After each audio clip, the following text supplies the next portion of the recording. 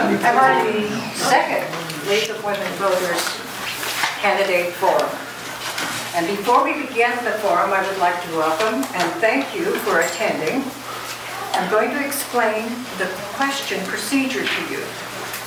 As you came in, each of you should have been offered a pencil and an index card or cards on which to write your questions for the candidates. If you don't have them and wish to have them, please raise your hand and a page will bring them to you. We have pages on both sides of the room. Write one question per card. You can write as many questions as you'd like, but we need each question on a separate card. The page will pick that up, take it to our screeners. The screener's job is to make sure we don't have duplicate questions or it's not all the same subject. That's what they're doing, is to make sure that the people can read the questions and that we're not asking the exact same question over and over. If you don't hear your question, it could be because it's going to be covered with another question or we're running out of time. The person sitting next to the moderator is the moderator assistant. She will make sure that all candidates are asked each question in the proper rotation. The moderator will welcome the audience to the forum, introduce the candidates and ask questions, and maintain a smooth flow of candidate rotation. Does anyone have questions they'd like picked up? If you think of them later, just quietly raise your hand and they'll come and get them. Recording is not allowed of audio or video from the forum. Those you see recording are with the league and are recording the entire forum. No recordings may be used in or for campaign material or advertising, and candidates may not use the League of Women Voters logo or name in any way or in any medium for their own purposes. The audience and candidates will not be allowed to bring campaign banners, signs, or placards into the forum room. No candidates' campaign material, political pins, t-shirts, jackets, or hats are permitted in the forum room. Audience and candidates, please turn off your pagers and cell phones. The final rule: no clapping or noise or other reaction to the candidate responses. Please be aware, noises are picked up by our audio equipment, and there is a limited time for each candidate to speak. Thank you so much for joining. In the primary election on Tuesday, August 7th. There are 8 candidates on the ballot vying for 2 open seats. The 4 candidates with the most votes will proceed to the general election. The 8 candidates in the primary election are Aaron Andres, Margaret Brum, Jen Hill, Matthew Lutenberger, Brian Miller, Mike Plourd, Jeremy Ottaway, and Jenna Smith. I'm Darlene Allen, and I'm the moderator for this evening.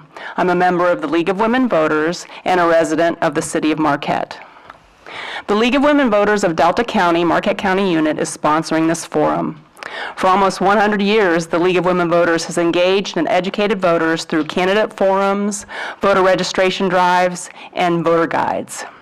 The League of Women Voters is a nonpartisan organization established to encourage citizen participation in the government.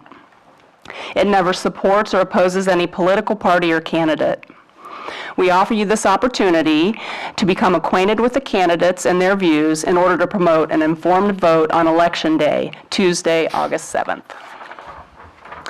The format for this evening has been established by the League of Women Voters of Delta County, Marquette County Unit.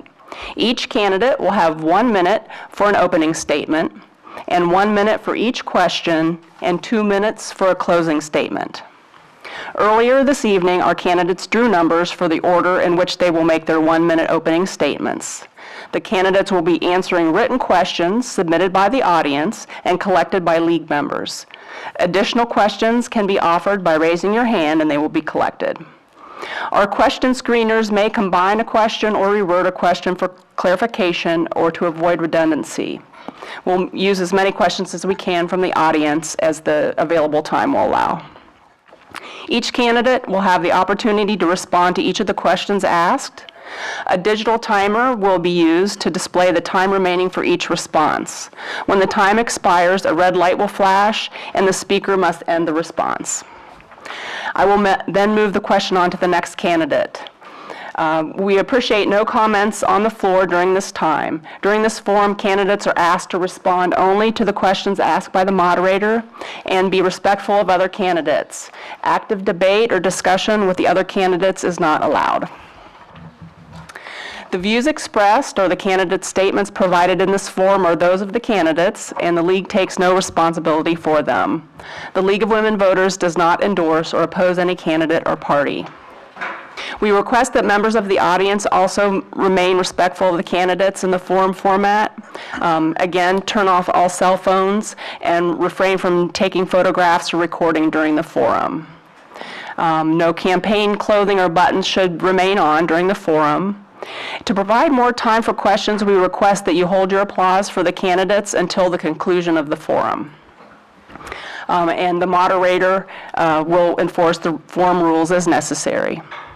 This forum, so you're aware, will also be live streamed to our local league Facebook page and video recorded and made available for viewing on our local website at leagueofwomenvoters.deltacounty.org.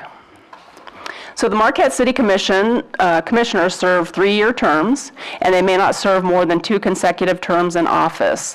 The commission represents the citizens of Marquette. They are charged with governing the city. They pass ordinances and establish budgets and policies affecting Marquette and its residents. The City Commission has the power to hire the city manager and city attorney and to appoint citizens to serve on numerous advisory boards and commissions.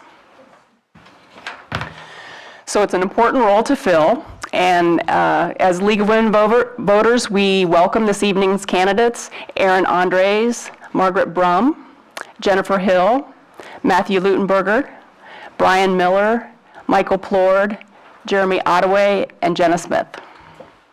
As determined by lot, we will begin with opening statements, and there will be a 1-minute opening statement starting with candidate Erin Andres. Erin Andres, you have the floor for 1 minute. Hello, yes. My name is Erin Andres. I've been a resident of the city for almost 7 years.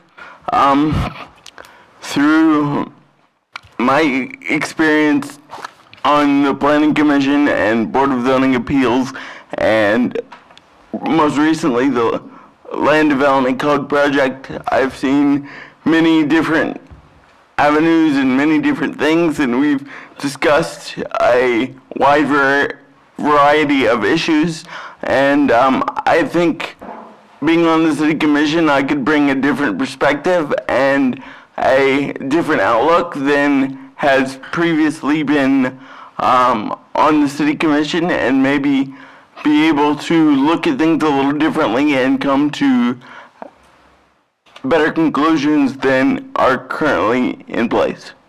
Thanks. Thank you.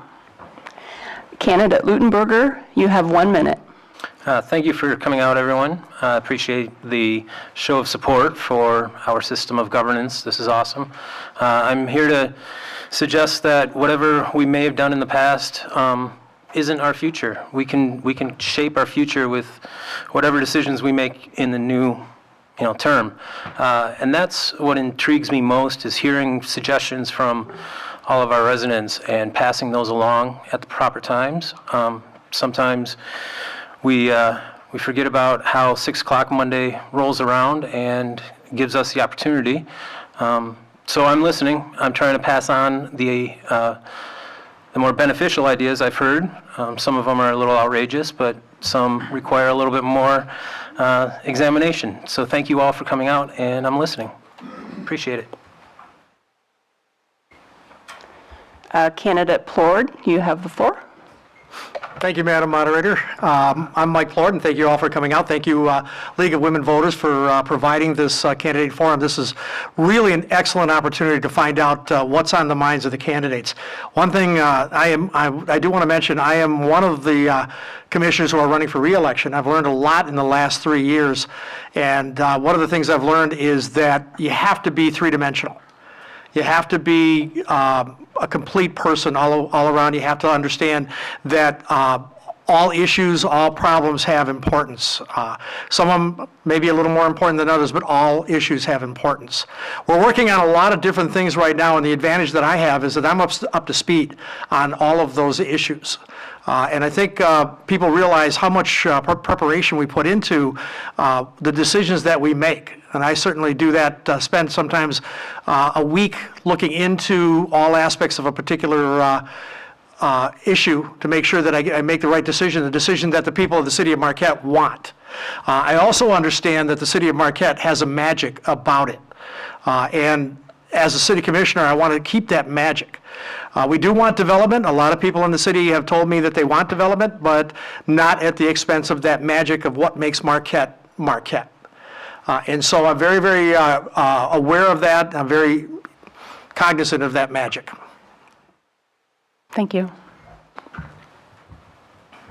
Candidate Brum, you have 1 minute.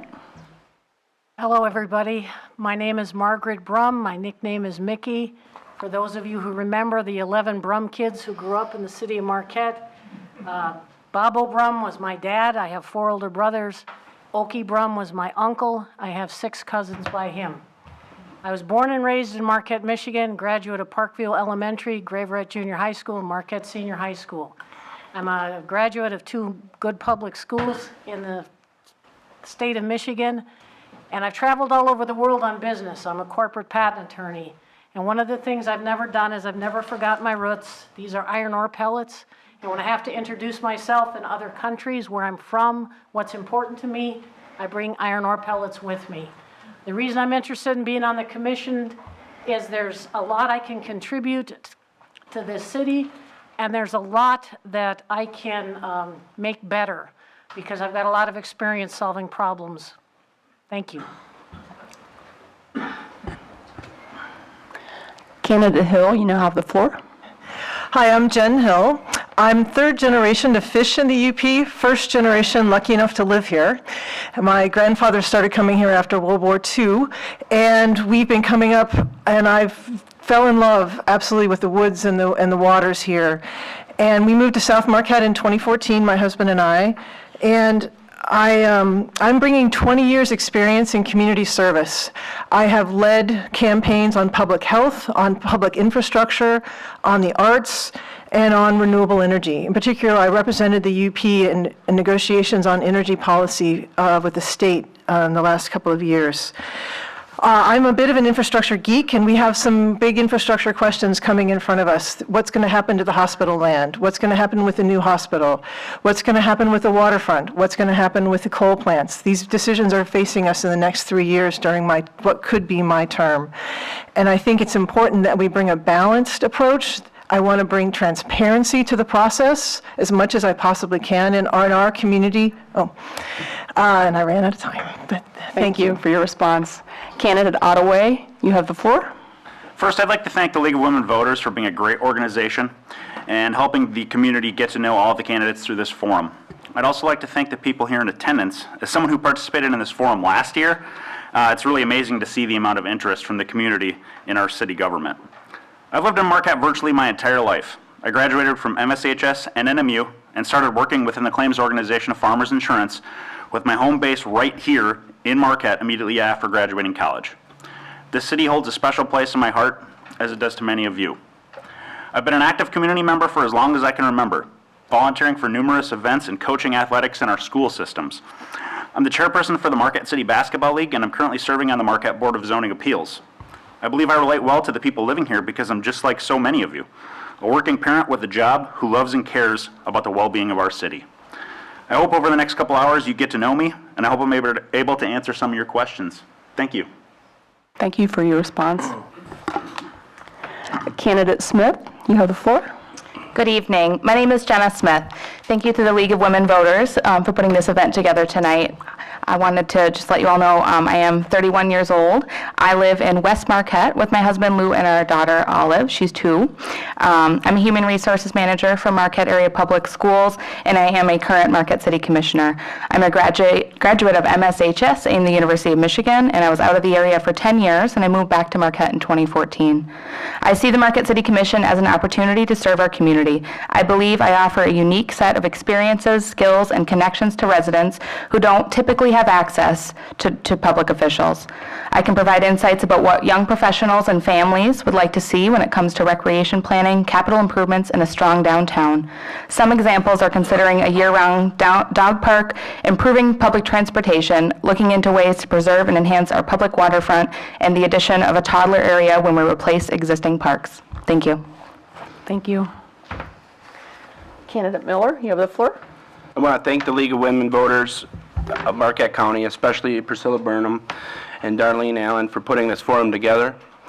I'm a small business owner and have been for over 7 years here in Marquette. This has allowed me to build strong relationships with other business owners in the community. Also, I volunteer as the Executive Secretary on the UP Family Solutions Board of Directors and have done so for 8 years. This has given me insight on how some government entities function. I currently participate with Blue Cross Blue Shield's Upper Peninsula Agent Advisory Council and have done so for the last 12 years. These 2 projects have given me the experience to help lead and facilitate a culture of teamwork and collaboration between city government officials and our community. I hold a great respect for our country's due process and understand that the city commissioner has a fiduciary responsibility to the public. If elected, I'll put my experience to work for our community. Thank you. Thank you for your responses.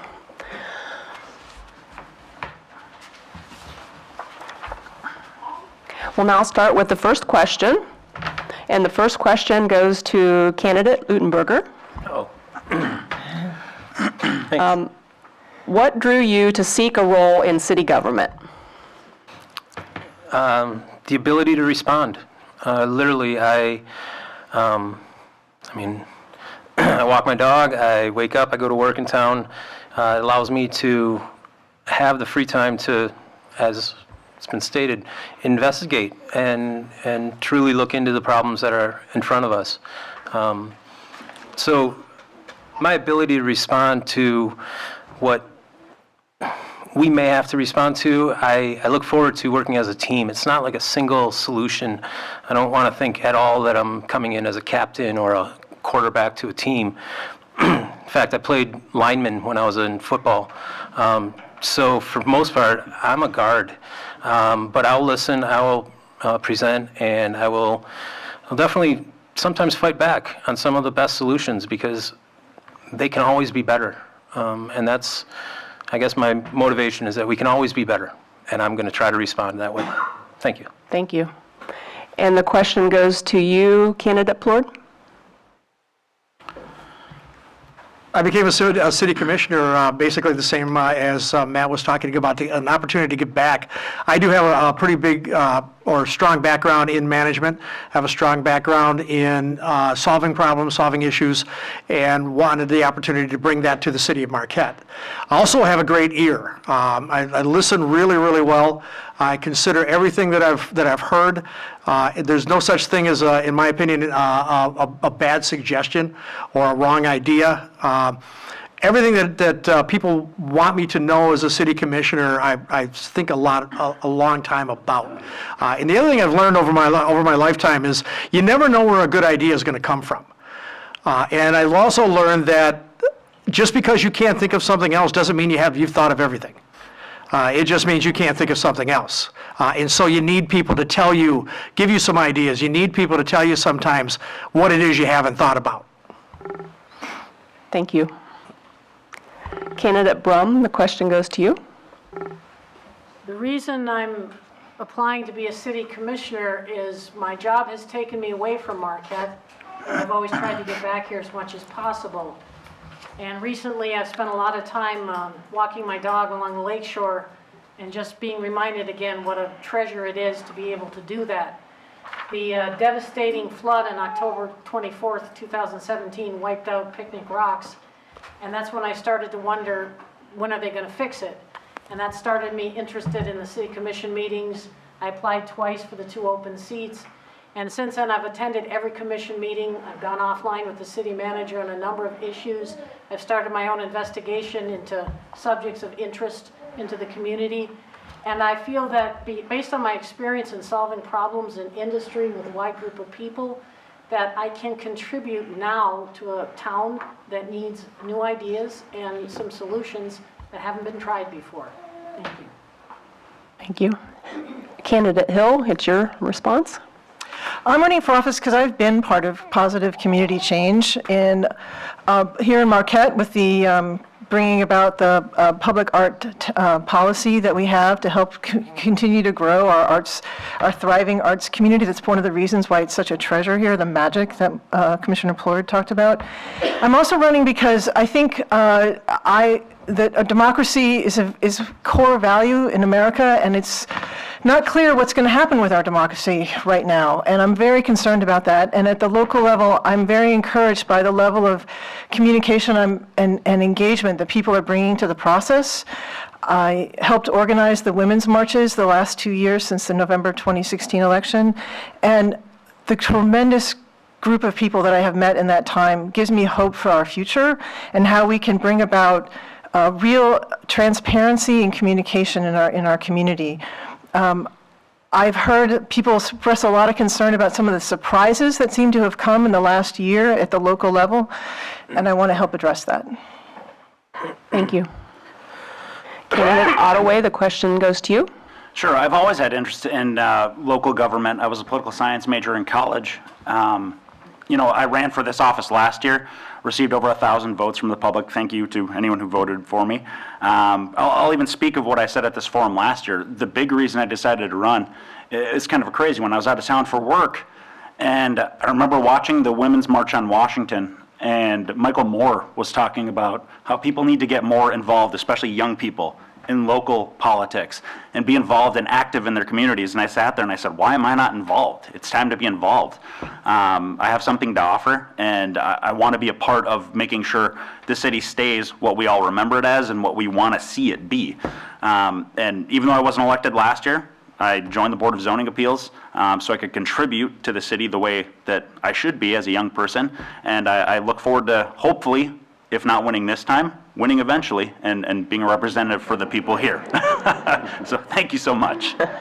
Thank you. Candidate Smith, the question's yours. Thank you.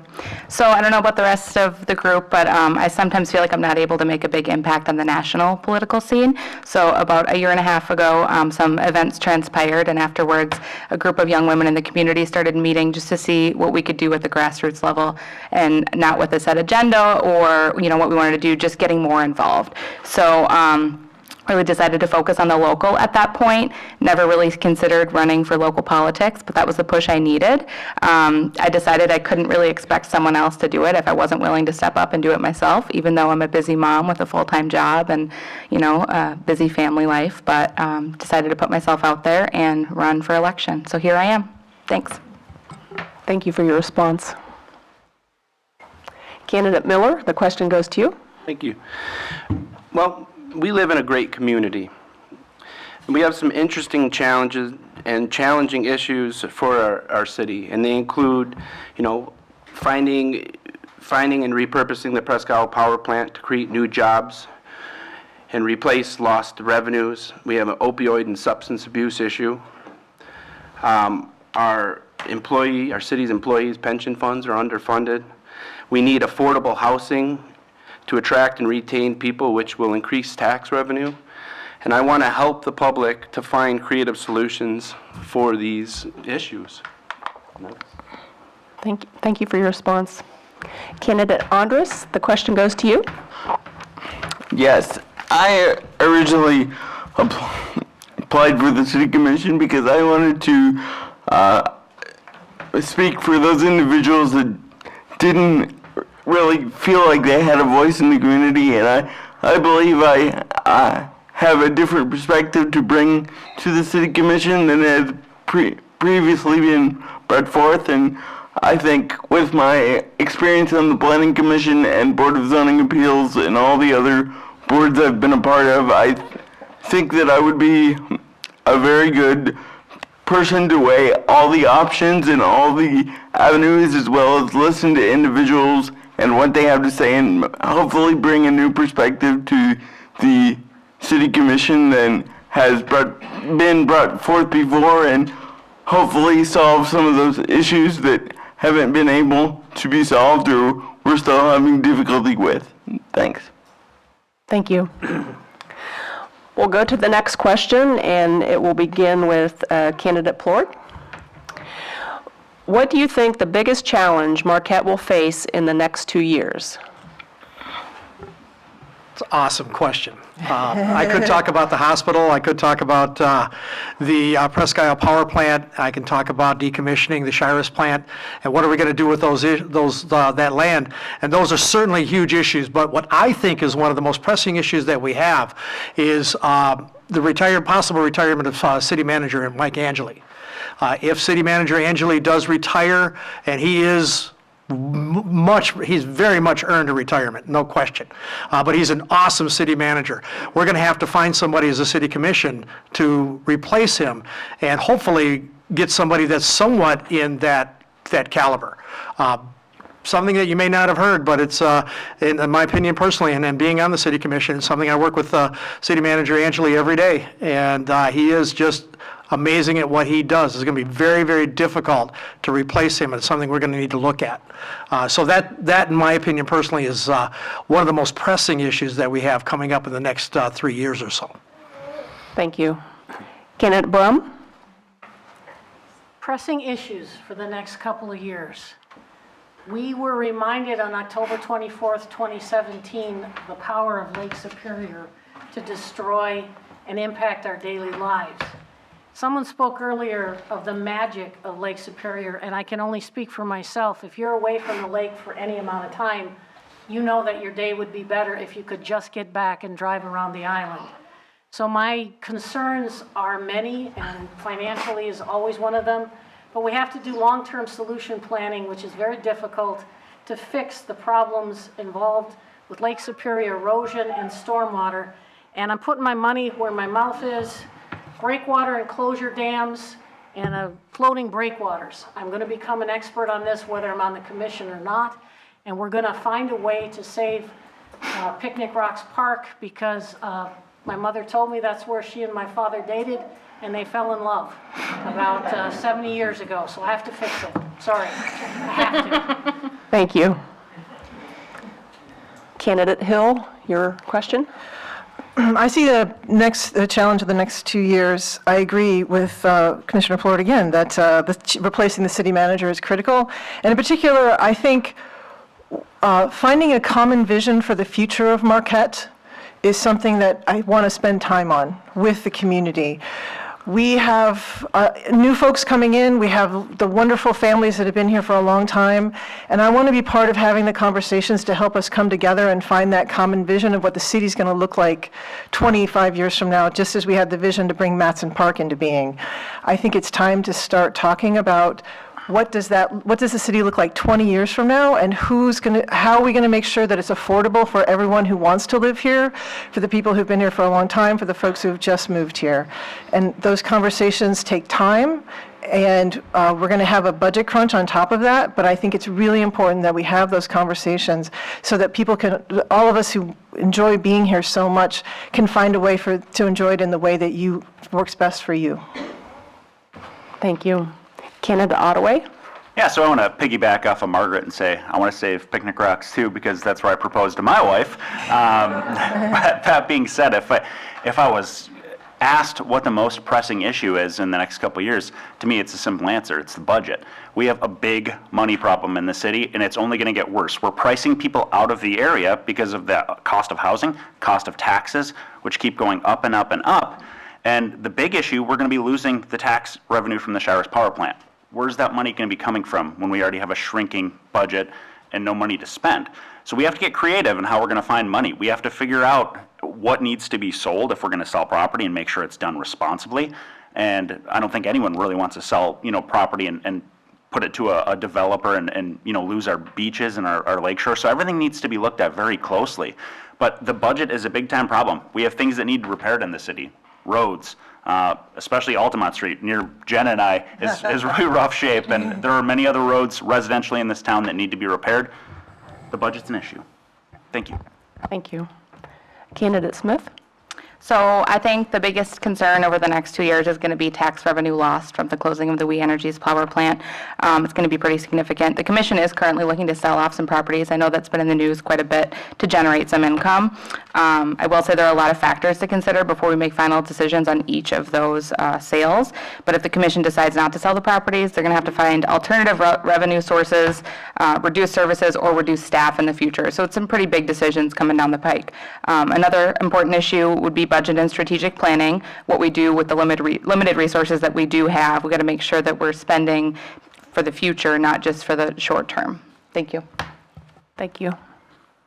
Candidate Miller? Thank you. I think the largest issue is the property tax revenue. We have to increase our property tax base. And I think that is going to be probably with selling some of these lands and possibly developing. And obviously, there's going to be some conflicts, especially with the Hartwood area, parcel 35. I'd like to see if we go any types of requests for proposals or anything. I'd like a light impact on the biking community. Those trails are essential for our locals and for tourists and whatnot. But the budget and property tax and filling good qualified staff key positions is going to be incredibly important too. Thank you. Thank you. Candidate Andres?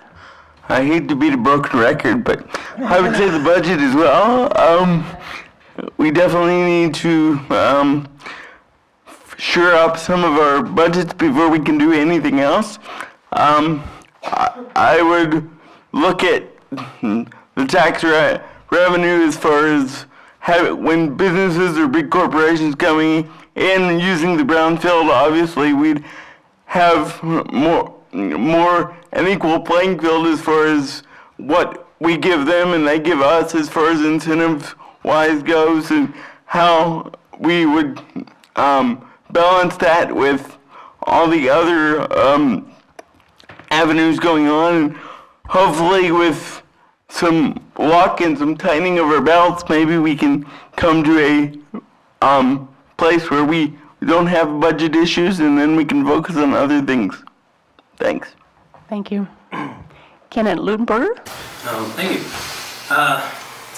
I don't know, because I don't fear any of these decisions that we're going to have to make. I don't fear the loss of revenue. I don't fear the loss of a city manager, not because these are losses, but because these are normal attrition throughout the process of growing and moving on. So I think the biggest problem would be the fear of what do we do? I'm a big advocate for make a choice and go with it and then make another choice. Sometimes that choice is turn around and come back or ask more questions, but for the most part, every city in the state of Michigan is going to deal with the lack of revenue coming from the state. Every city north of the bridge is going to have to deal with tourism as their only real source of income. These are staples for us. Let's use those and move on. Okay, the next question begins with Candidate Brum. As a steward of local government, how do you plan on helping to manage growth and development so residents, visitors, businesses are assured that the city's special character will be sustained and that the natural beauty which make Marquette's quality of life special will be preserved in the future? That's easy.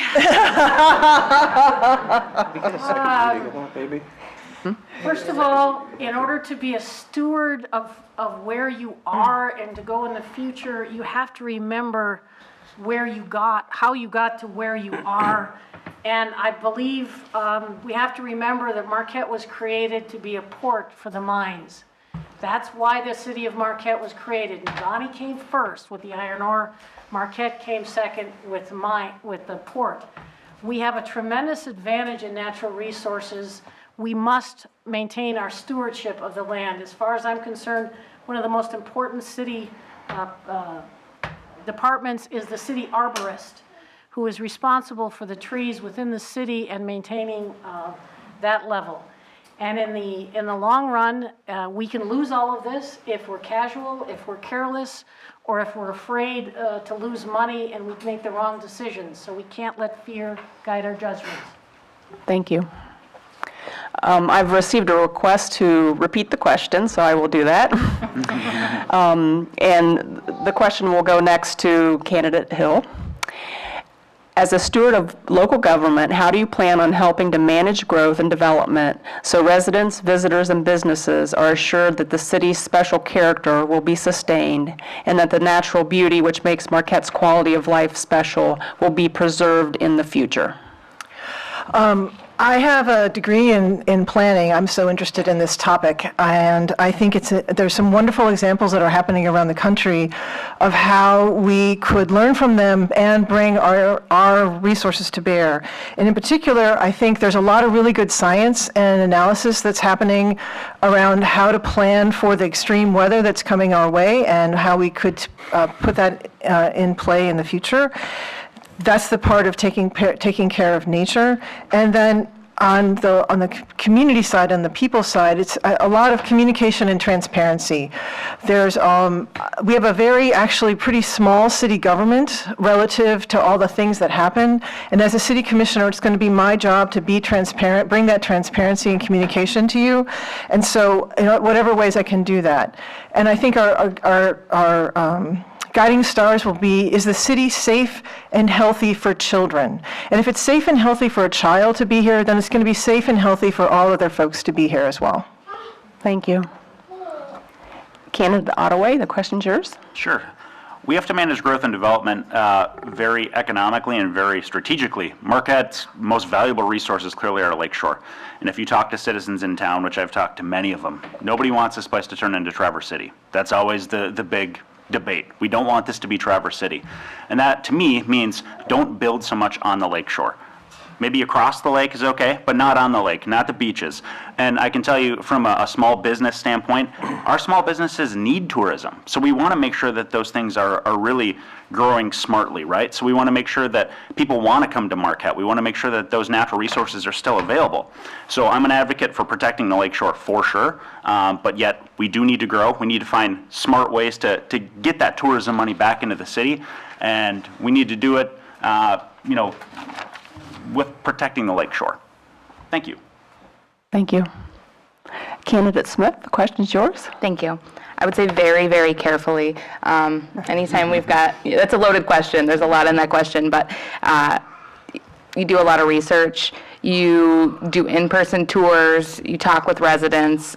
For example, with the South Trails, I know a lot of you were aware of with the bike trails that recently came up. Did a 3.5-hour tour through the South Trails to really learn about that property before even deciding what direction to go on that. Did a lot of research, a lot of looking at maps, which is not my specialty, but I did the best I could. Talking with residents, listening to concerns, responding to questions from the public, and really not rushing into a decision. Thank you. Thank you. Candidate Miller, the question's yours. Yeah, this is a difficult question, but basically, I think a commissioner's job is to listen to the public first before putting these requests for proposals together to sell these lands and whatnot. And these have to go through the planning commissions and the zoning commissions, and hopefully over time we can build something that the whole community can agree on. And obviously, one of my core values that I want to use while making decisions is preserve our parks, lakes, natural environment that Marquette offers. And we're really going to only be able to do this with open discussions with each other and making as educated decisions as we possibly can. Thank you. Thank you. Candidate Andres, the question's yours. It's going to involve a lot of communication with different groups, experts on all the different topics to decide what the best route to go is, and ultimately, then it's up to the citizens to tell the city commissioners what they'd like to happen or how they'd like it to proceed, and then to proceed in the way that the public would like us to proceed because we are to represent the public and represent the people of the city and the surrounding community so that our local area can grow and develop in the way that the citizens wish it to grow. Thank you. Candidate Lutenberger? If I can remember the, excuse me, if I can remember the details of the question, basically, how do we as commissioners preserve what we all tend to have as a core value of Marquette? We all love the woods. We all love the shores. We all love the snow that comes. I guess the only difficulty comes from when a walker wants to ride the same trail as a biker, or a bike path isn't cleared off for pedestrians to walk. The stewardship is not a quick answer, and that's kind of what I'm getting at here is the solutions that we might come up with when we're dealing with nature can always be modified, and they should be modified. We're recognizing now how much, if you spend $20 million on something, it might not be the same cost to run it 3 years later. Thank you. Candidate Plord, the question's yours. Thank you. First off, I want to say that I am not a candidate for developing the lakeshore any further, and it's already been developed. I know that we're going to have to move the road. Lakeshore Boulevard, we're going to have to move it inland. City government is doing a great job right now. I should say city employees are doing a great job right now of looking for grant money. I am a huge proponent of grant money, getting grant money from the federal level, the state level, from foundations, anywhere we can get it from. I support that every day. And we're going to need to move that road, and I don't want to develop anything on the east side of that road except parks and beaches. And I will hold fast to that. Other than that, yeah, we do need to have development, but like people have said, it's got to stay with the magic of the city. One of the things I've learned being a city commissioner, people have no trouble telling me what their opinion is. I like that. I like to know what people's opinions are. I'm grateful for that. And people, I feel that I'm easily approachable. I think a lot of people feel the same way. So tell me what you think. And I understand fully that I represent everybody. Thank you. We'll move on to the next question. And the question will start with Candidate Hill. How would you go about getting community support on one of your core issues? Oh, that's a great question. I would go about getting community support first, of course, by listening. I'm having a blast walking around, hearing what everyone has to, hearing what folks are interested in, what they're concerned about. And I think the key, I've done public-private partnerships for most of my career where I've worked with business, I've worked with government, I've raised millions of dollars as a grant writer. I have also been a funder where I have given grants of $200,000, $50,000 in communities. And the judgment that you bring to understanding how folks want the same aim but may not agree on how to get there. And so if we can agree on where we're going, we can work through how to get there. But it's getting the agreement on the destination is the most important part. And I'm happy to bring my skills in facilitation, negotiation. Like I said, I've worked in big cities. I was raised in a small town. I can work with lots of different people, and I would be bringing that listening to this position. Thank you. Candidate Ottaway? Yeah, so great question. I think number one, as far as getting community support on any issue, you want to be transparent up front. A lot of people in our community, you know, they see something has happened and they wonder, well, how did that happen? I never heard anything about it up front. My goal, ever since I started running last year, was to make sure that there's transparency. I do things through social media. Anytime I get a chance to talk to someone new, I always make sure to talk about what's happening in the city. And really, the big thing is you just have to stay in front of it. You can't allow surprises to happen. Nobody wants to hear that there's a new development along the lakeshore and not have had a chance to speak their mind on it. So I think that one thing our city does pretty well is we inform the public as best as we can to make sure that people actually have a forum here in front of the city commission or in front of another meeting to make sure that they speak their voice. I want to make sure that that happens, and I'm willing to do that even if not elected. Thank you. Thank you. Candidate Smith, your question? Thank you. I think it would be important to build communication channels, and I am doing that now. Things like social media, talking with people as you see them, working within different networks, different groups that you run into, and try to build different times when you can see different types of people. Once you've got those communication channels open, you build that trust. If you've got an issue you're working on, you talk about that issue. And I think a big part of that is being flexible and being willing to kind of bend or even change your mindset if you're able to find out some new information. So it's not always just convincing someone the way that you think is right. It's also listening and maybe coming up with a new plan. Thank you. Thank you. Candidate Miller? Yeah, I think, first of all, we have to know what a key issue is. To me, one of the key issues in Marquette is building jobs to keep our young here.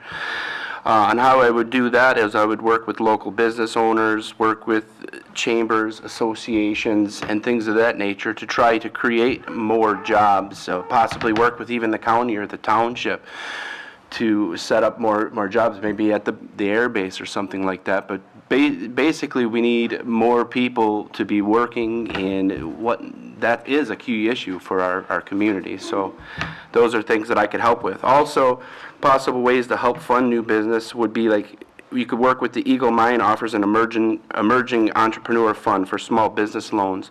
Northern Initiative offers startup capital for light manufacturers. Michigan Works and local chambers and unions can help with job skills and resume building. I mean, these are things that we could connect people in the community to help create this one key issue. Thank you. Candidate Andres, your question? I have been on the Planning Commission since 2015, and the biggest thing that I see that is a problem with communication is the fact that I don't see very many people coming to the Planning Commission and addressing their issues. We're here to listen. We're here to do what you elected us to basically do. And if we don't hear from you, then how can you expect us to carry out your wishes if you're not coming before us and telling us what you want? Now, if we don't do what you want, that's completely different thing entirely, but unless you come tell us, we don't know. So I would say there's press releases, there's all these other releases that are put out by the city, and it seems like the people either think their opinion doesn't matter or we don't get anywhere, and I'd like that to change. Thanks. Thank you. Candidate Lutenberger, the question's yours. Thank you. I'm not a big self-promoter. I honestly, one of my ideas, I might talk about it, but I'd rather work your idea or how my idea has flaws. So this whole idea of my own core support, I'm kind of flustered, frankly, because again, a lot of these things that we think we know the answers to haven't really come around yet. We don't know what's going to happen with We Energies. We don't know what's going to happen to the power plant. Those are core things for me only because they're the largest things that we might have to deal with. And I'm not saying that we should put off all decisions. I'm trying to say that the way you define a core value and a core problem is not necessarily a weekly thing. I think we need as a community more than just a city charter. We need community forums. Thank you. Okay. Candidate Plord, the question's yours. Thank you. I'm not so concerned either about having support for my ideas and what I want to do, as much as I feel like as a city commissioner, it's a city commissioner's job to support what you want and what you want to do. And what I do to be able to facilitate that, to make that a lot easier, is make myself available. I'm available on email. I'm available all around the community. I can't tell you how many conversations I've had in Econo Foods. Where people feel comfortable, and I feel comfortable with it as well, or where people will stop you and they want to know what's on your mind. And I feel I'm very, very good at communicating what I'm thinking about, what I'm working with. And the other thing that I think you need to do is to know how to ask the right questions. When people are stopping you and they're asking you about what's your position on this, I'll give my position, but then I want to know what's your position on this? What do you think about that? What do you want me to do? What do you feel? How do you feel I should vote on this, or how do you feel whether I should support this or not? And again, the good part is people are happy to tell me, so I appreciate that. Thank you. Candidate Brum, the question goes to you. Community service usually involves the issue that's most pertinent to the community. I view myself as a problem solver, and in my local community, a church group I belong to, we have a young lady who's recently been confined to a wheelchair due to an illness, and she expressed a desire one day at this meeting to be able to go into Lake Superior and feel the beach and the cold water on her toes, and there simply isn't a wheelchair accessible beach in the area. We went to the city, we went to the local people who deal with this, and they couldn't help us out. So we got together, we've got a GoFundMe page, we're gonna get her a beach accessible wheelchair, we've got bamboo mats, and within the next 2.5 weeks, we'll demonstrate that we can get a person from the car into the water using community resources together. And I think once you've demonstrated there's a solution to a problem, you'll get more people interested in your solution, and then you can move forward with that. Thank you. We'll go on to the next question, and the question will go to candidate Ottaway first. Our country is becoming more diverse. Marquette County and the city of Marquette are also becoming more diverse.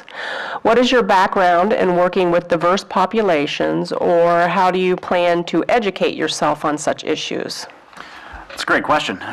So I currently work for Farmers Insurance. I go all over the country. I've been to catastrophic storm aftermath all over the South, all over the East Coast after Hurricane Irma, after Hurricane Matthew.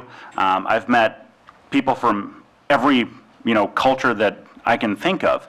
I work in a gigantic corporation that is very much inclusive with making sure that people are included in everything. Diversity is very important, and Marquette's a melting pot on its own. We have so many people living here that are not your traditional Yooper, I'd say.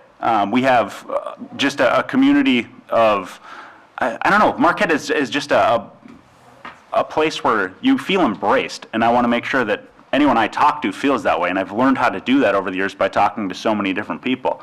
I guess that's all I got on it. That's a very unique question. Thank you. Mm-hmm. Candidate Smith, the question's yours. Thank you. So when I went to the University of Michigan, I lived in a residential dorm, which was a conglomeration of students from all over the world, and I chose to be in that environment because I knew I was coming from Marquette, Michigan, and I was trying to expose myself to some more cultures. It was an all-girls dorm, and we shared stories about our culture, our food, our families, language, and I still keep connections with a lot of those gals. So that's one way. Another way, I lived in Boulder, Colorado for 5 years, and I worked at a credit union out there, and I worked with a lot of immigrants, both members and employees of the credit union. I also, I'm rusty, but I speak Spanish. So I've traveled abroad and spoken foreign languages in that way as well. So I feel cultured, but it's been a while now that I have a toddler. I'm a little more homebound. But yeah, I do feel like that's an area that we can always improve, but I feel like I've got a good starting point. Thank you. Candidate Miller? This is a great question. I've had the pleasure, I grew up in the Detroit area. I moved up here, I've been up here for 18 years. I've also had an experience of living in Florida for 9 months, so I have worked with a lot of different cultures throughout the years. Actually, my grandpa came over from Italy, so I was able to see what hardworking folks can make it in this world.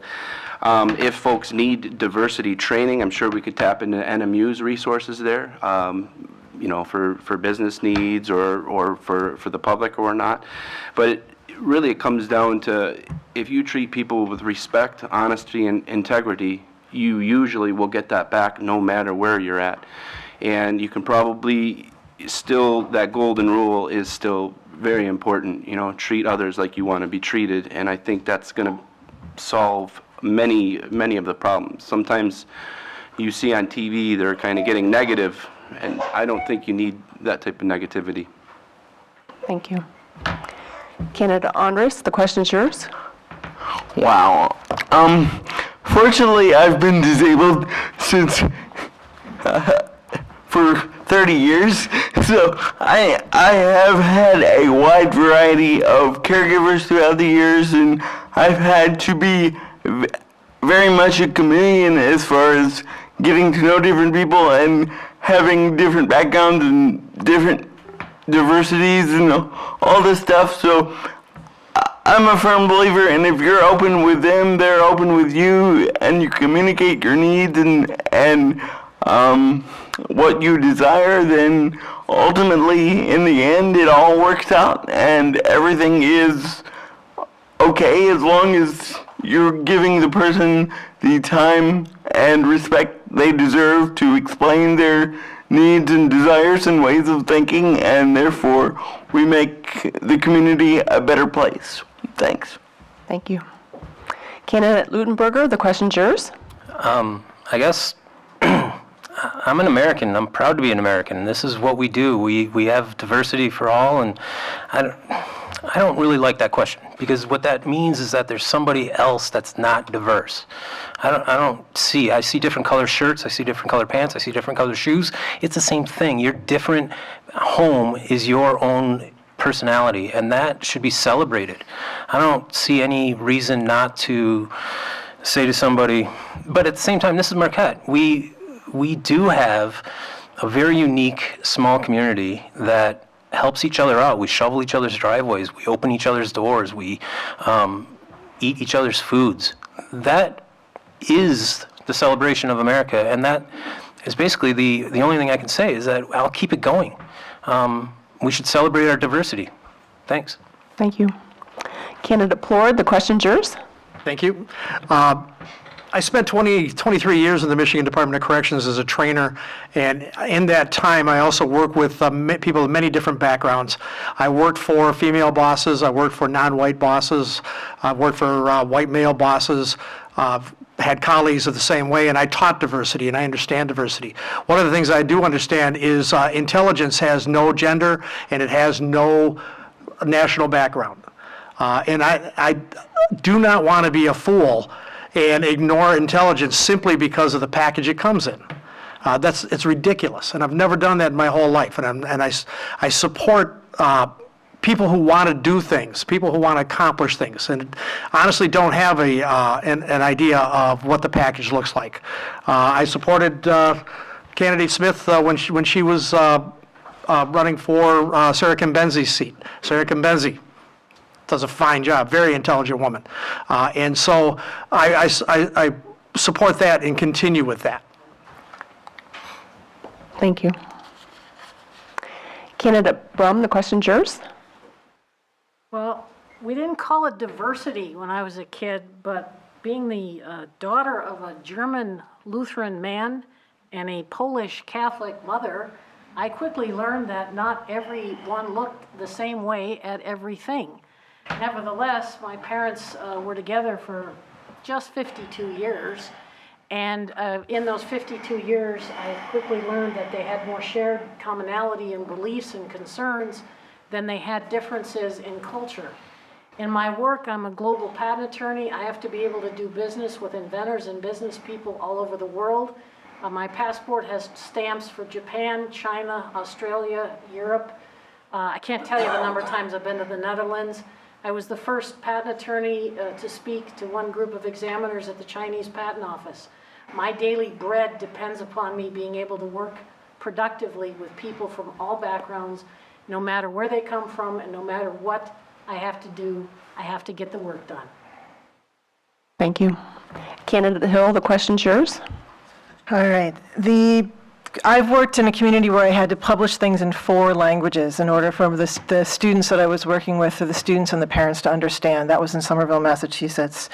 I want to unpack the question a little bit, because I think this is also a generational question. This was a community very much of immigrants. It's less so now, and I think the younger generations are calling us to task. on how we approach diversity. In particular, there's a question of tolerance, which I think is what we're accustomed to talking about when we think about diversity initially, but there's also a question of justice and the question of who's been allowed to be in the room over time, and are we doing enough to make up for some of the discrimination that happened in the past? I think that's buried in that question. And the question of, for example, the Native community here in Marquette, that has certainly been here very long. I had the honor of working with them in the marches, the March for Science in particular, and to have them open the ceremony for us and have that be part of our community as well. Thank you. Okay. Next question. Okay. We're moving on to the next question, and it will go to candidate Smith. Do you have any ideas about how to manage the soon-to-be empty hospital building? You know, I think turning it back into residential housing would be fantastic. Affordable housing would be my top pick. That would be a challenge. Something in the $150,000 range where an average person can kind of afford to live in a home again, Marquette, would be a goal of mine. I have been kind of working with some city staff to see what we could do in that realm. It's not an easy task or something quickly to turn around, but it is something that I am investigating. So, I mean, I would like to see it turned back into residential. Thank you. Candidate Miller? I'm going to kind of piggyback off of yours. I do believe this city is in great need of affordable housing to attract and retain increased tax revenue and also bring people back into the city. And I don't know, I mean, we would have to talk with developers and whatnot. I mean, I don't know enough about that building, if it can be repurposed for housing or whatnot, but that would be a great thing if we could figure something like that out and be able to collect property tax for the city and make it affordable to bring people back into the city too, because we have a lot of folks living on the outskirts that may want to come back and enjoy Marquette city life. Thank you. Thank you. Candidate Andres, the question's yours. Anytime we could bring in new tax revenue would be wonderful. It would depend on what the owners of the building want to do, and because I would like to see it turned back into something for the city to have revenue. Of course, affordable housing would be nice, but we need to discuss that with the developers and come to some kind of compromise or decision on what they're going to do with it, because simply we don't know, and it's not ours to dictate what we do with their building. So, Candidate Berger? Thanks. I think this is loaded for me because I've spent a year trying to give ideas to the city commission about it. At the same time, I would like to actually first, if we can, get an answer for who owns it. With the new transfer of ownership of the actual DLS, can we as a city reopen and renegotiate what we can do with it? If we can, I would love to see it with all open options. A city parking lot, a trolley, a place for VA vets, a place for low-income housing, a place where you can have a kid move out of the parents' basement. Nobody needs 15 rooms. You just need one that can have your own TV in it. The ideas that could be open really require, what do we as a city, what are we allowed to now that there's a transfer of ownership? That's a big deal because legally we were stuck to, we got to wait for the new owners. Maybe we can be the new owners and turn it into a vertical business downtown. Thank you. Thank you. Candidate Plord, the question's yours. Currently, Duke Life Point owns that area, and they're asking for ideas. There's all kinds of different ideas. As a city commissioner, I would be absolutely for some kind of development that would generate revenue. But I think one of the most important things about that area is, what do the surrounding neighborhood want? The people who live around that, and what do they not want? That's one of the things that I want to find out. You don't want a 6th-floor high-rise, maybe, something like that. People have already talked about a building that they don't want on the lakeshore that was proposed. It was called a Godzilla building. so to speak. And I understand that, definitely understand that. So I think it's very important to find out what the people in and around that neighborhood want and what they don't want. But again, from my personal standpoint, I would like to have something that fits in with the city, but also generates more revenue for the city treasury. Thank you. Candidate Brum, the question's yours. Point of clarification, I was the one who coined the term Godzilla condominiums. I'm still pretty proud of that. Again, going back to stewardship of the land, I don't know if any of you know the history of that building, but it was St. Luke's Hospital. And there was St. Luke's School of Nursing. My mother came from Gaston, Michigan in 1945 to attend St. Luke's School of Nursing, which was a regional renowned school of nursing. I've been in that hospital. I've seen it's a fully integrated, fully working structure. And just from an engineering common sense point of view, it should be offered to the state or federal government to turn into some sort of hospital facility. It's set up right now to do that. It's ready to go. There's 1,000 other things that can happen with it, but you've got a building ready to be a hospital. It should be a hospital again. That's always been a place of healing. When I hear the helicopter go over at night, bringing an emergency patient in, I just pray that everybody lands safely. I think it should stay a hospital. Thank you. Candidate Hill, the question's yours. As I said, I have a lot of experience in working with lots of different sectors, government, business, nonprofit sector. This may be a place, this is such a big, significant piece of land that we could have a big collaborative approach that allows for things to happen over time. It's not that what's going to happen in the next 2 years, it's what's going to happen as it's built out over time. This is going to be something that's going to happen in phases. And in particular, I think government has a key role to play in how those phases pay out. I think the concern would be that we let the market drive this process. Government provides the guardrails for this process by bringing in the neighborhoods, by bringing in the entire community to consider how we want that significant piece of land to look, again, 20 years from now. I've been part of what's called the Central Upper Peninsula Regional Prosperity Initiative. There's been a housing market analysis done for the entire UP. There's some really interesting numbers in that report about how the community could grow and who the markets are that might want to live there. And in particular, the missing middle needs to be addressed. Thank you. Candidate Ottaway, the question's yours. Yeah, so I'll just piggyback off of some of the answers I've already heard. Aaron talked about how we don't even know who owns that building, and he's 100% right.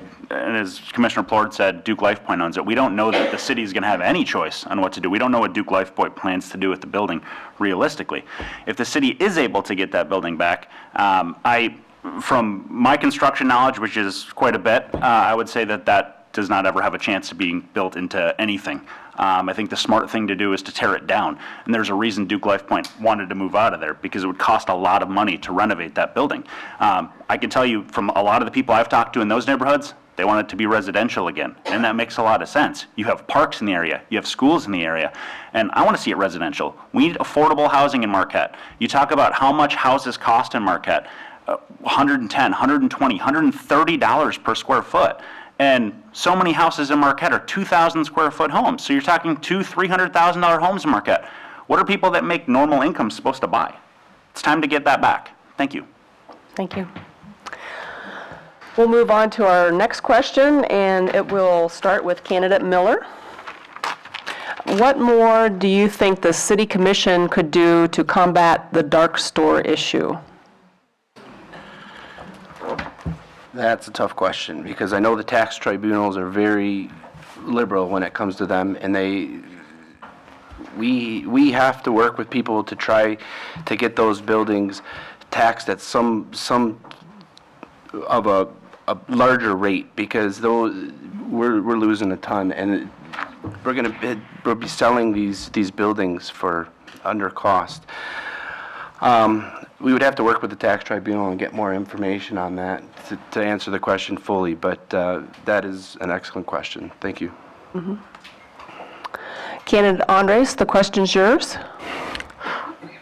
I really don't know how to answer the question. There's a lot of variables to consider, and obviously we need to talk to the people that have expertise in that area and try and get the stores open to have businesses come back. Thank you. Candidate Lutenberger, the question is yours. I would say that this is probably one of those formalities that we as a city government sign a paper, make a letter, and pass it on. We organize with other local communities to work on the verbiage, but we need to be a signatory on any of the concerns for any of the UP stores, and it goes all the way to Sault Ste. Marie, it goes all the way to Iron Mountain. I would back any of their decisions to question the state guidance on that.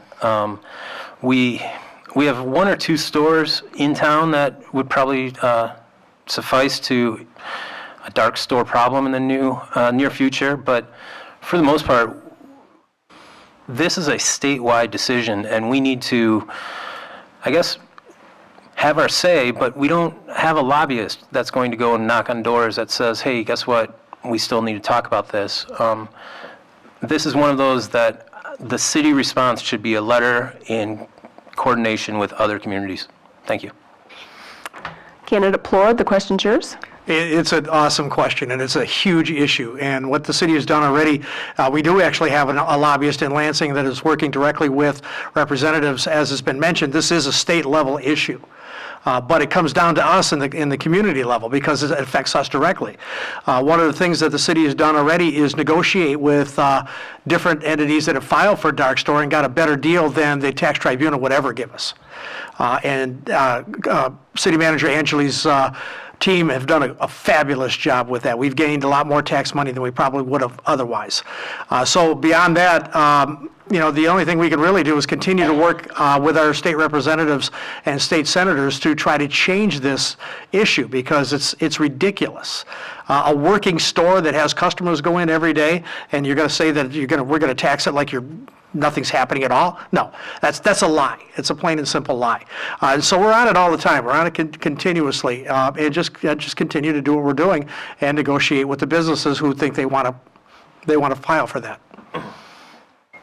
Thank you. Candidate Brum, the question's yours.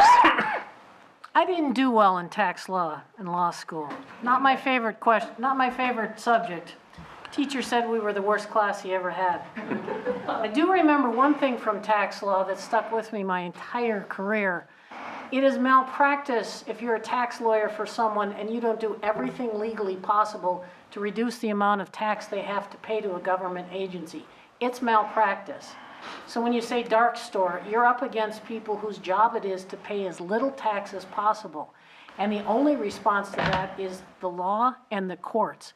First of all, you lobby people to change the law, and second of all, you reach into your pockets, you combine with the other agencies, and you hire the best tax lawyer you can, and you go to court, and you have the fight there. Because tax laws exist for the betterment of society.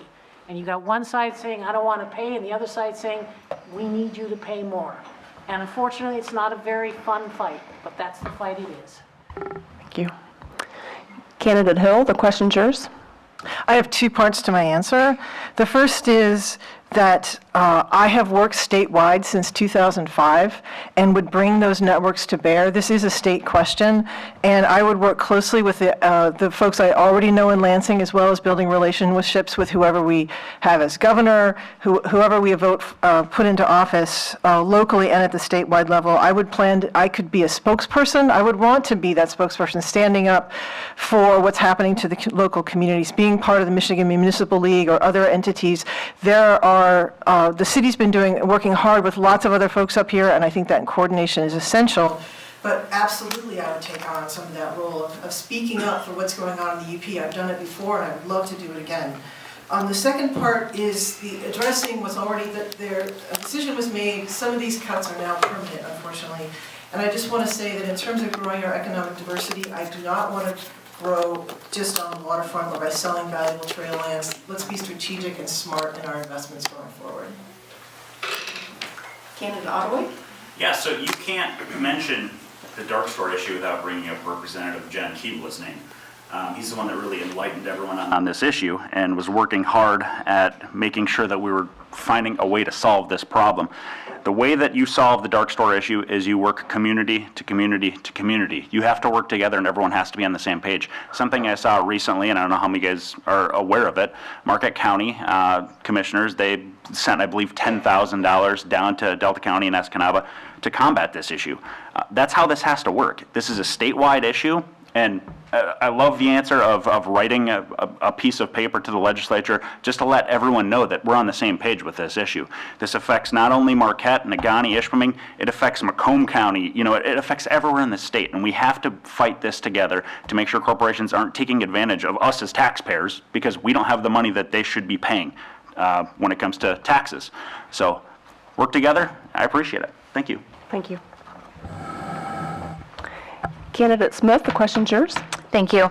First of all, legal action is ongoing, and we are working with the state representatives on that piece.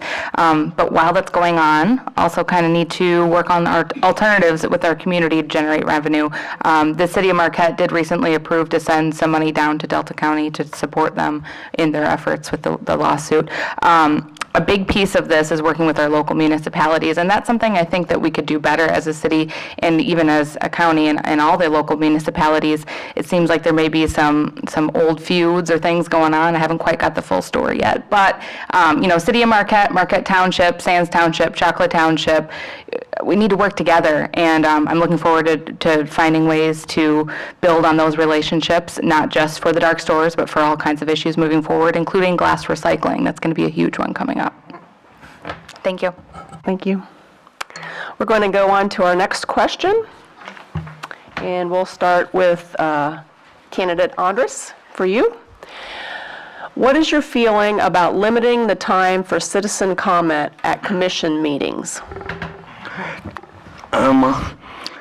It is necessary to hear from the citizens, but when there are a lot of citizens at the city commission meetings and all this stuff, we need time to make sure everybody gets to hear their point of view, and also we need to be able to understand them and to get through the meeting in a professional but yet logical way where we can debate the issues and solve problems. Thank you. Candidate Lutenberger, the question's yours. I'm a big advocate for a lot more time, and I'll say up to 10 minutes, because frankly there are times when everybody on this side of the microphone tends to be a professional speaker, or at least we get paid to be here to sit and listen to you. You, on the other hand, as candidates, and me as citizens, we have to remind ourselves, we're all citizens here, that we might not be professional speakers. We might have flustered ideas. So every 2 weeks or every 3 weeks this month, to get 3 minutes of undivided attention seems like it's doing you a disservice as a citizenry. We need to be able to offer a lot more time. Yes, it takes time to sit through these meetings and debate it, but if we're going to put a limit on you, we should also, on this end of on the desk, have a limit on us. So if we limit you to 3 minutes, we should be limited to 3 minutes. And this minute thing is really tough, so thank you. Candidate Plord, the question goes to you. Thank you. Candidate Ludenberger does make use of as much time as he can during the city commission meetings, and I appreciate that. But as Candidate Andrews said, to be able to do it professionally, they actually have 6 minutes. And sometimes you have more time than that if you reserve time on a particular item, and that's fine. One of the things I've learned, though, is the vast majority of people who tell us what they want or what they don't want don't come to public comment. For example, there were over 70 people that came to the New Canaan Trail meeting, and really only a fraction of those people spoke at public comment. Most people will buttonhole us on the street. They'll send us emails. As a city commissioner at that time, I got over 3 dozen emails directly about the New Canaan Trails. So people will do that. So I say all that because I don't know how much more time people really need for public comment. Again, I've had many conversations in Shopko and Econo Foods and other places too, so people get their opinion across. Thank you. Candidate Brum, the question's yours. I've been to every city commission meeting so far this year, even some I had to leave early because of work. I would support extending the public comment at the beginning, at the end, to 5 minutes per person. And then keeping in mind, when you stand up for public comment at the beginning, you can reserve time to speak on items on the agenda at a later time. And I would recommend that you keep that comment to 3 minutes. I don't agree that everything is being said outside of these chambers. I've been very impressed with the people who come in here. The fireworks people who were being bombarded by mortar fireworks brought in sacks full of debris that they took out of their houses. I was on the floor for 48 minutes of public comment on the Naquaman and trails. I'll never forget that. I think there's a strong public value in being able to stand up in front of your elected officials and tell them what's on your mind and be on the record and state your name and the address for everyone to know. Thank you. Candidate Hill, the question's yours. Again, I'm going to unpack this question a little bit because the notion that we all have a voice in our democracy is incredibly important to me. And I've made that opportunity happen in the public square, literally standing on the post office steps and making it possible for 2,000 people to be out on the streets. But I think part of what we're asking is, when do you have an input in the process? Are you making a comment after a decision's been made or during the decision-making process? And the Planning Commission and other commissions are actually essential to that. And as city commissioners, we're going to be relying on the input of those people that we're going to actually help choose.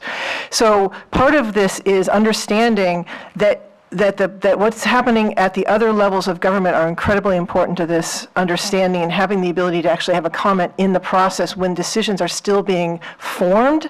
Before, a lot of times the buck stops with the city council in the way that we have our government in Marquette, but I would encourage folks to also think about it's also going to the other groups. And I also want to say that there's the individual voice, but then there's also coming together as a group, which is really important. Candidate Ottaway, the question's yours. Yeah, so that's a really tricky question. You don't ever want to limit people's time to talk, but I think we all have to be mindful that these meetings that are ran, they're following a strict agenda. We're trying to get to the next thing always. The one thing people really have to understand is all of these elected officials, Commissioner Plord, Commissioner Smith, and our Mayor Campana back there, and many of the other commissioners, they'll meet with you anytime you ask them to. So if you have something you want to bring up, feel free to reach out to them. And if you go to the city's website, all their contact information is right there. You can reach out to them at any point. And even better, the city manager often holds business hours at the public library. Feel free to go there and talk to him all day, or just, book a private meeting with him on a Friday. I do that all the time.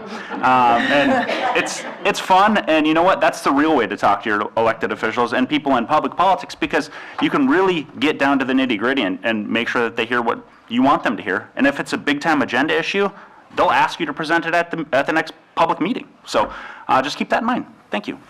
Thank you. Candidate Smith, the question's yours. Thank you. I do think it's necessary to limit the time to get everything done in a timely fashion. There is 3 minutes at the beginning, 3 minutes on any old or new business item if you reserve time, and 3 minutes at the end of the meeting. However, just recently, the commission did vote to remove public comment from the consent agenda portion, and I did vote against that. It was a 5-2 vote, and I opposed that because I really believe in transparency, or even perceived transparency. I don't think that anything was truly trying to be hidden. That's not the intent, but I thought it was a good idea to allow the comment because I didn't see the harm. So that's my answer. Thank you. And Candidate Miller, the question's yours. I believe in 3-minute limiting. I've been to board meetings throughout the UP, and I think folks can get their ideas across within that time, and especially when they can talk in the beginning and at the end. And also in today's communication world, you can get a hold of your officials by phone and by email and by appointment prior to the meetings and everything. But I do think it's very important for the community to come out and start really talking with their commissioners and because it does seem like we need more participation at the meetings. Thank you.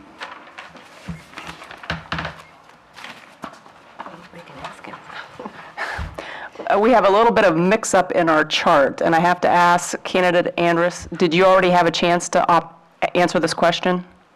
I believe so. Okay, I thought so too. I thought so too. All right. All right. Yeah, okay. All right. Candidate Ludenberger, we'll start with you for the next question. What would you do as a commissioner to find a way to resume glass recycling in the city? I think this ties into what can we do with the reuse of old buildings. Recycling glass takes a lot of energy, electricity primarily, but also a lot of water. There's a lot of dirt. It's not really, I mean, it's dirty, but it's not like dirt. It's not like the sand or the iron that's washing off of the ore boats. Nonetheless, bringing back recycling, we are the largest community within a couple of 100 miles, so we should be the hub for it. I see that as a business opportunity. Honestly, I see us as a city, or at least not encouraging our waste management private partners to try to make a recycling facility here. And again, let's put it right next to the power plant. Let's utilize that as a local place, because we can do more than just glass. We can do all the electronics as well if we really put together an effort for such. Thank you. Thank you. Candidate Plord, the question's yours. Thank you. We need to work with industry, and we need to work with all the other communities. This is an issue that's not just a Marquette issue. It's an issue, it's a countywide issue, a UP-wide issue, and a statewide issue. And so what we need to do is find an industry that can come to the UP, and my idea is to put it at K.A. Sawyer, work with the county to find an industry that will recycle glass and can process it one way or another. We've heard stories about processed glass being used in repaving highways and those kinds of things. I love those ideas. Anything we can do to repurpose glass is what we're going to need to find. So we need to attract industry to come to the area and have a central area where, again, the whole county can take part in. The whole county is involved with this. And so we've got to find somebody who's willing to come here. We've got to make it very attractive for them to be here so that they will come and process that glass. It's a huge issue. Thank you. Candidate Brum, the question's yours. Glass recycling is a technical problem, and I was trained as a chemical engineer at Michigan Tech, and we were trained that all technical problems have a solution. It's just the people associated with them to get to the solution. I agree that we need to have glass recycling, not because I'm a tree hugger, but because we're running out of resources on our globe. Our immigrant forefathers came here and were horrified by how much people threw away in the United States compared to their part of the world, in Europe usually, where they had been there for centuries and they simply had to reuse and remake whatever they did. I'm also in favor of doing it Marquette as a central location, Marquette County, for the entire Upper Peninsula, so we can get rid of having to ship waste to Wisconsin or downstate or, God forbid, across the border into Canada. I would encourage us to work with the universities to set up a partnership with some of the companies they have that are doing some truly innovative things in glass recycling. Thank you. Candidate Hill? I was at the meeting where the head of the Waste Authority announced that, oh no, we actually haven't been recycling the glass. The gasp in the room was audible, I think it's fair to say. And so coming at this understanding that the lack of trust is going to have to be rebuilt, trust is going to have to be rebuilt, and transparency needs to be brought back into this. There's some good news, I think, coming in that there's some big state policy changes to provide more funding that we need to stay on top of. That's part of this process. There are the larger market forces, but again, government, I think, provides guide rails to some of these things. We can't just let the market dictate. I think this is a great example of the citizens speaking up and saying, we want this to happen, and that has been a really positive thing for their communities, and not just here, but it is a countywide and a UP-wide issue. And I want to say that when I left the East, I lived on the West Coast for 4 years, and from 1989 to 1993, and when I left the East Coast, there were no blue bins, and when I came back, they were all there. So it can be done. Thank you. Candidate Ottaway, the question's yours. Yeah, so this is an issue I'm extremely passionate about. Through my campaigning last year and then also this year, I've been asking poll questions to people. And if you go to my Facebook page, you'll see them all the time, or if I see you in person, I'll ask you. But the bottom line with it is per the city manager, for us to recycle glass currently, without doing any infrastructure changes, bringing in business, it's going to cost possibly $2 to $3 per person on your utility bill. And asking people around town, I was shocked to hear that it's pretty much a split whether or not people are willing to pay $2 to $3 on their utility bill. I can tell you personally, I think we need to recycle glass. It makes the most sense because of how much it takes up space in a landfill. We need to be mindful of this.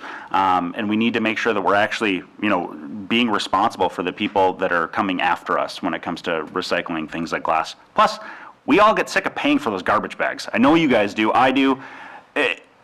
Glass takes up a lot of room. And we need to figure out a way to solve this problem just to make it cheaper on that end. Thank you. Candidate Smith, the question's yours. Thank you. This is a topic I've taken special interest in. It's funny, I started on the commission and this was the hot topic, and then the South Trails came up and glass recycling kind of took the back burner. But I recently went on a tour of the Marquette County Solid Waste Authority. Not many others have taken up their offer on that piece. I learned that they are doing a feasibility study at the Solid Waste Authority, the landfill, which is out, I don't know if you all know, but it's by the crossroads, about 2 miles off, and pretty hard to find if you're not looking for it. So anyway, they're doing a feasibility study to see if they can go to single stream recycling, which would include glass. I have to say, when this all started, I didn't necessarily trust the Marquette County Solid Waste Authority anymore, and I've gotten some of that trust back since my most recent tour. So I would encourage you all to take a tour, learn more about it. I'd be happy to talk with anyone afterwards, but it seems like if we can get the rest of the local municipalities on board, we're going to have an option for the long term. Wish we had a better option for the short term, but at least there's progress moving forward. Thank you. Thank you. Candidate Andres, the question's yours. I think recycling anything we can is important.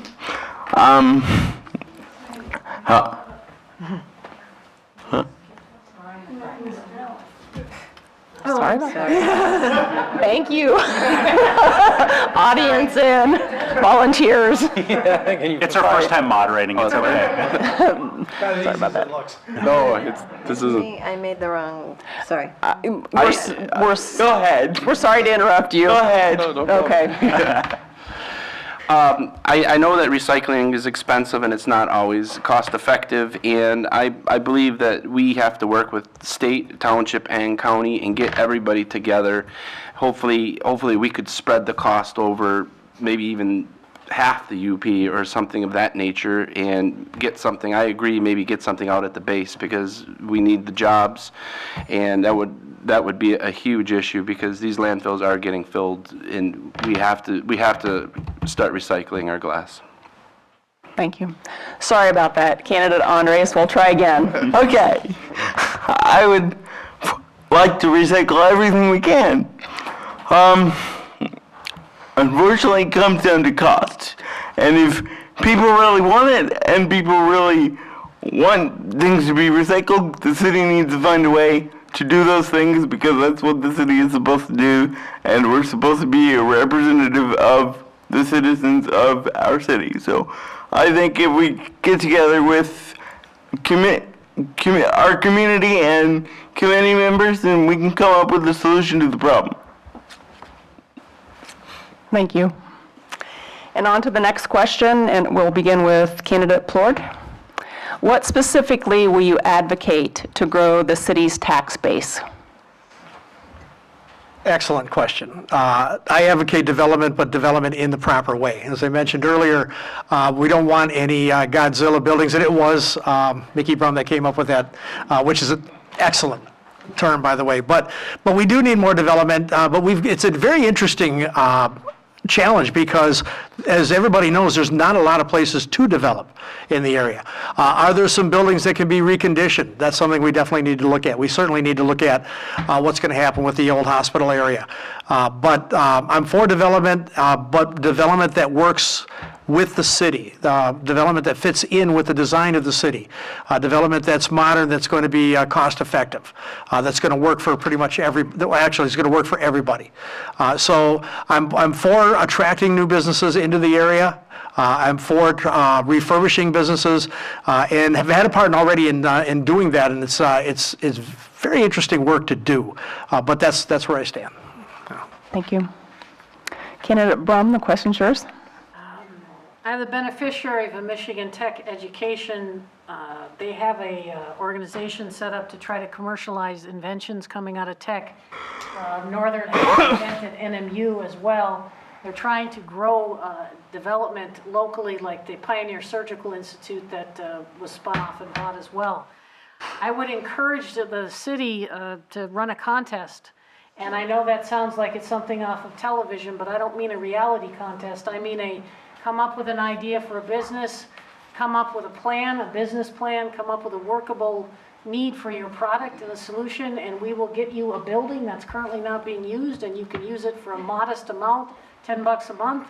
We'll give you a break on utilities. You have to deliver product, and you have to deliver X number of jobs within the first 2 years. You do this, you set up the rules, and you keep getting applicants, and pretty soon a lot of empty buildings are full. And some of it will stick, and that's what you hope for. Thank you. Candidate Hill? So there's a term called economic gardening, and the idea is not that you're attracting outside businesses to come to your area, but you're building on the assets that you currently have to raise your tomatoes, so to speak. And I got tomatoes in, Binky. And so we were joking about that before, who's going to throw a tomato at us. And so I want to grow all the wonderful assets we already have, including the things that she was talking about, the Invent NMU, the entrepreneurship programs that are here. I also think it's critical to take into account the arts and tourism as an economic engine that could be more broadly distributed and work through the entire community as an opportunity. There's a lot of creative jobs that could be coming here because we're such a great place to live. And the folks who could live anywhere that choose to live here and do their jobs, on the internet and across the world. And so that's another piece of this, is in building our economic base. Candidate Ottaway? Could you ask me the question again? I just want to make sure I answer it fully for you. What specifically will you advocate to grow the city's tax base? Okay, so when it comes to growing tax base, obviously we need more income from businesses and residential. The biggest thing we need is affordable housing. And I know that doesn't sound like much of a tax base, but it sure is, because we could bring a lot of people back to the city who are moving to Harvey or even further out to Ishpeming because it's much cheaper. So if we do get the opportunity to, redo a neighborhood such as where the hospital is, we need to take advantage of that. We also need to be smart when it comes to our buildings downtown. There's ways to collect taxes dually from businesses and then renters above, and we do that very well already, but we need to make sure we're utilizing all of our resources in doing that. We can also promote Marquette further. I know everyone's familiar with the Pure Michigan campaign. It's one of the most successful campaigns there is. Cities along Michigan are starting to do their own campaigns, not through Pure Michigan, but their own. It's a possible way for us to bring in revenue to our local businesses. Not saying we need more tourism. I don't want to take people's lives away, but I think it's a way to get more money. Thank you. Thank you.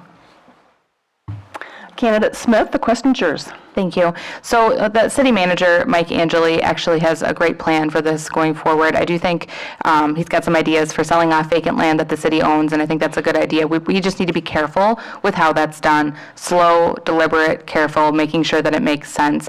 Just recently, we sold a parking lot across from the farmers market, and it's going to turn into a building. I think it's going to be a really nice addition to downtown Marquette with like an indoor farmers market type feel year-round for different market stands, that kind of a thing. So finding ways to add to our culture that our residents will enjoy without becoming overdeveloped. Thank you. And Candidate Miller, question's yours. Thanks. I'm for development also, but development that fits our city's needs. I don't want to get to the point where we're overdeveloped, but we have to start building our tax basis. We have to decrease our bond debt too, and I also talked with City Manager Mike Angeles, and he has a good plan for selling some of these vacant properties. He's going to be able to pay, he can show that he can pay down the bond debt and increase the revenue. I don't want to develop the lake shore across the street from the lake shore because I want to keep the bike path as it is and keep our beaches clean and access to the beaches. So that's what I mean. It has to fit within the community's needs, and obviously, as each of these projects move forward, the community has to participate and tell us, you know, what they need. I mean, I can tell you what I think the needs are, but I've spoken to a lot of people, but we have to hear that at the time and get more information on each development. So it does, and I know it goes to the planning committee and the zoning stuff, but it's a hard thing, but we do have to develop. Thank you. Candidate Andres, the question's yours. Keeping in mind what the people would like to see and developing it in such a way that the culture of Marquette and the city is kept while at the same time understanding the balance between the two and doing ultimately what the citizens want us to do with the city land and development is what I look forward to, and getting input from citizens as far as what they would like to do and see would be my first steps. Thank you. Thank you. Candidate Lutenberger, the question's yours. I'd like to answer in two parts. First, I would like the city not to step on anybody's toes. There's a lot of possibilities, a lot of developments that we believe should go through the city, and at least the city commission here. A lot of it is I have an idea and I want to try to do this. Well, we as a city should probably look to ways to make that happen for you. Right now, I see us as more of a restrictive force where, okay, but you got to get this permit, you got to have this much insurance, you got to have this to do, you can't be in this type of an area, you got to be over in that part of town. While those are all responsibilities that we as a city have to make, I also think we're neglecting a lot of the innovation that could come around. What would be wrong with looking at the ordinances to say, well, this is a little too close or this is a little too far away? For instance, Airbnb, one per block is a little restricted in my sense. But I'd also like to say the north side of Marquette needs to be helped out. Thank you. And we're going to finish up with this question. It's the last question of the event. And it's a little bit of a complicated question, so I'll read it a couple times if I need to. And Candidate Brum, it starts with you. Goody.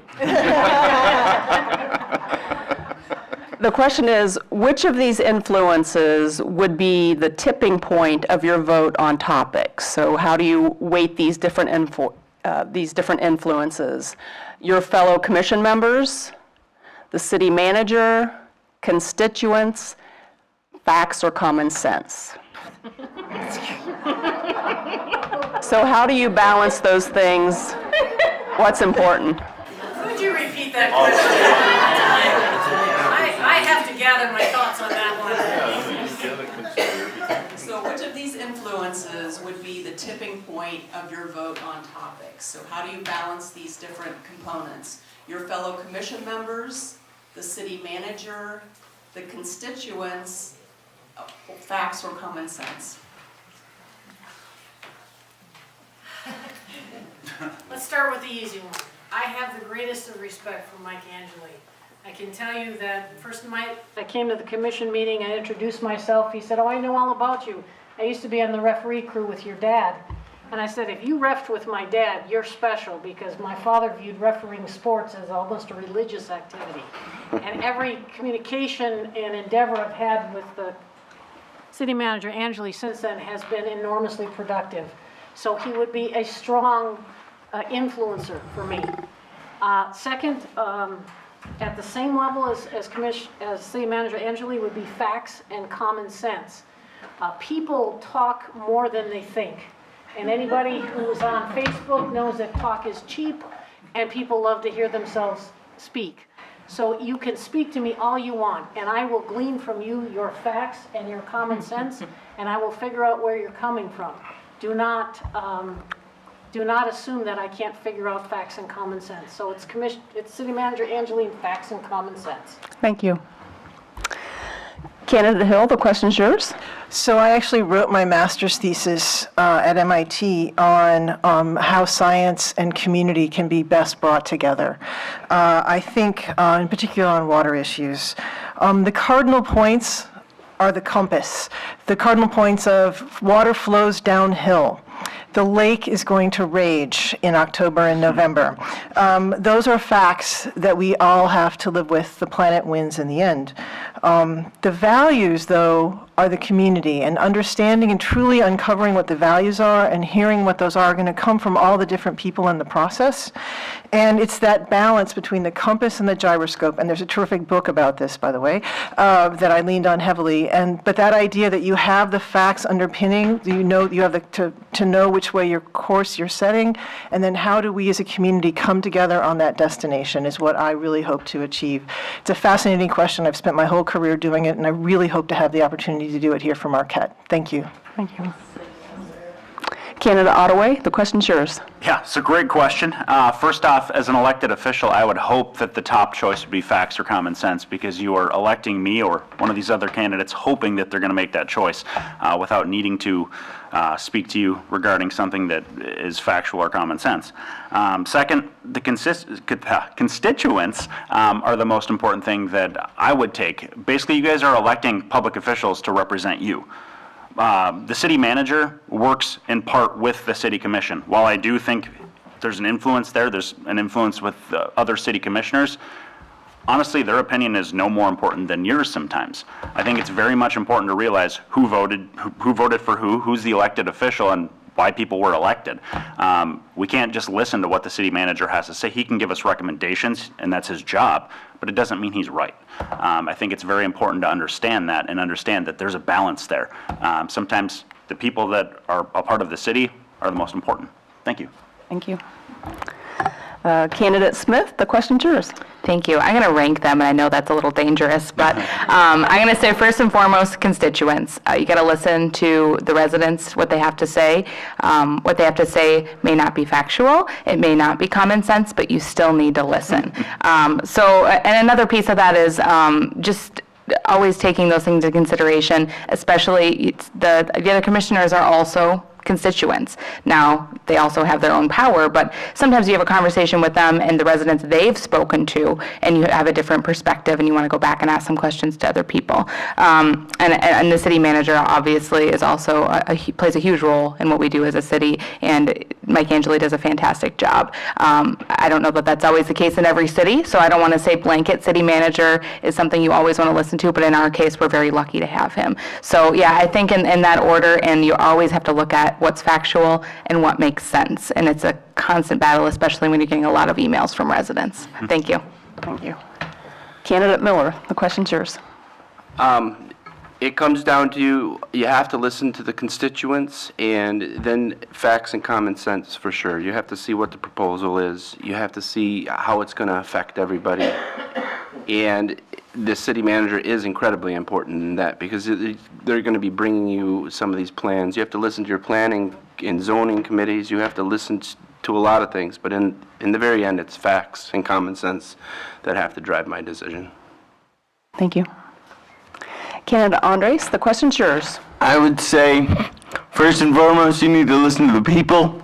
Then you need to have facts, and then you need to have the city manager's opinion, and then you need to have the other city commissioners, and that's how I would do it. And I look forward to hearing everybody's comments and opinions and seeing where we go from here. Thank you. Thank you. Candidate Ludenberger, the question's yours.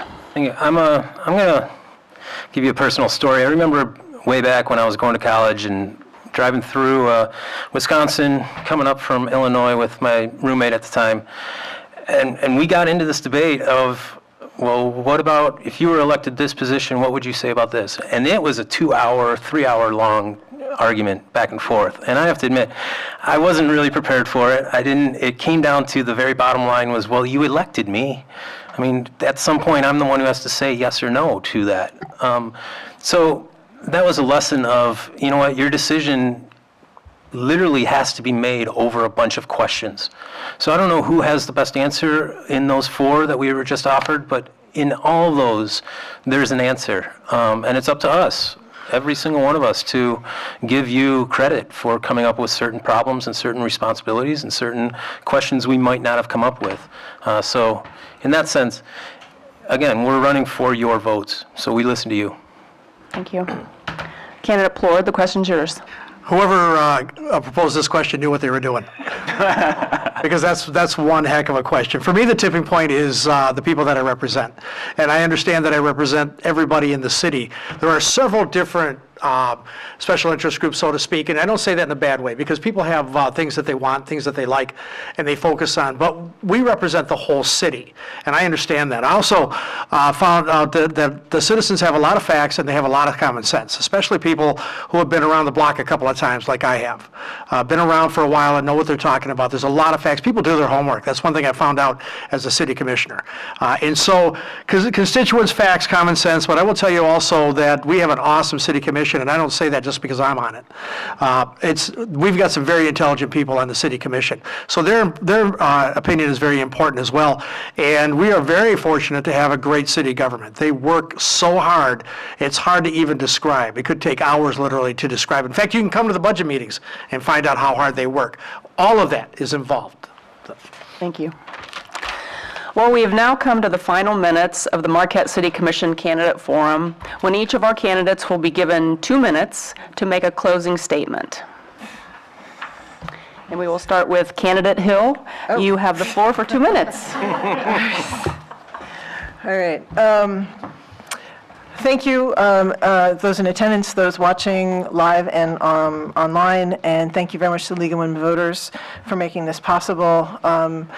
We have responsibility as citizens to be informed in our decision-making, as we were just discussing, and this is one of the great ways. It's quite something to sit back here behind this microphone and come up with your answers. I am excited, again, I'm excited about the future of Marquette. Like, we have some challenging decisions to make in front of us, particularly as we look at what the budget's going to be going forward with the potential, with the loss of tax revenue. And I would like to have the honor and responsibility being the person to help make those decisions with you, so that we can come up with opportunities for the city to grow for all residents. And how we do that is probably going to evolve over time. Again, there's going to be phases to how we grow, and as how we figure these things out. As the hospital opens, as what happens to the power plants and the hospital property, as we see that unfold over the next couple of years, there's going to be continued opportunities for citizen engagement and citizen input, along with whatever new challenges come in those times. And I pledge to be transparent and to communicate with you as much as I can about what was going to be going forward, and bring the experiences, the rich experiences I've had in my 20-year career in doing community service with all different types of people and all different kinds of governments and businesses. And I hope to earn your vote on August 7th and again in November. Thank you. Thank you. Candidate Ottaway, the floor is yours for 2 minutes. Yeah, first I'd like to say thank you to the League for putting on a great event, as you always do. I also want to thank the panelists. I think everyone in this room can say we have some great choices this year, and I think regardless of who gets elected, Marquette's going to be in good shape. Lastly, I want to thank all of you for coming. What a great crowd, especially considering the air conditioning is not working in here. Let me first say, I really want this job. I want to represent the people of this city, and I feel I would be a great representative because I'm like so many of you. I want you to know that I'm not influenced by any group, organization, or political party. My main goal and purpose for wanting to serve on this commission is to help ensure the people of Marquette have a representative that is willing to learn, listen, and act on their wishes. Marquette has some challenges in the next few years. Our surplus of funding is shrinking due to losing out on tax revenue from the power plant closing, and our roads are in bad need of repair. As a city, we need to get more creative. We can't rely on charging the residents living here higher taxes to get these funds. We are already pricing so many people out of the area due to the high cost of housing and taxes. We have to find new streams of revenue to offset the cost of running the city. Additionally, as a city, we need to make sure we are growing responsibly. We cannot forget what Marquette is, and it is important we have to understand what the vision for the city is of the people living here. This means we have to protect our lakeshore and remember that this is the city's most valuable resource and we cannot take it for granted. Many of you know I started my journey to try to get on the city commission well over a year ago when I decided to run for election last year. I exceeded my expectations and received well over 1,000 votes in the general election after being fortunate enough to make it through the primary. Then was nearly appointed to both vacancies by the commission, getting runner-up in both. One to Ms. Smith next to me, who's a great candidate. I just want you to know that this shows my perseverance and I'm not going to give up. Like I said, if you don't elect me this time, I'm going to keep running. I'm 33, so I got at least 20 more years. So, but this is really an important primary election. We have to choose candidates locally and statewide, and just make sure you get out and vote. I know you don't want to in a primary, but do it. Please, get out and vote, regardless if it's for me or someone else. Just get out and vote. Thank you. Thank you. Candidate Smith? Thank you. I would like to thank the League of Women Voters again for putting together this candidate forum to give voters the opportunity to learn more about candidates. I'd also like to thank the audience for taking time out of your busy schedules to learn more about us tonight. Seats at the state and national level usually get a lot more attention, but decisions at the local level have a greater impact on our daily lives. So local politics have a history of creating change on a bigger scale. I'd also like to thank each candidate for coming out tonight. It was an excellent opportunity to hear what each of you would hope to bring to the table. Running for election is a unique undertaking, and I admire all of you for putting yourself out there. I'm often asked, why do you want to be a commissioner? And for me, the seed was planted watching my dad serve on the Chocolate Township Planning Commission as a kid. I learned from him strategic planning sessions are very important, and I remember feeling incredibly proud that my dad was involved. When I moved back home, I was looking for ways to help out in our community, and I did serve on the Marquette Housing Commission for 2 years, and I was the vice chair during my time on that board. Through that experience, I learned a great deal about budgets, policy implications, strategic planning, and contract negotiations. Over the last several months, I have built on my experience while serving on the City Commission. I can tell you when a controversial decision is being made, I go above and beyond by doing significant research, going on tours, and talking with residents before making a final decision.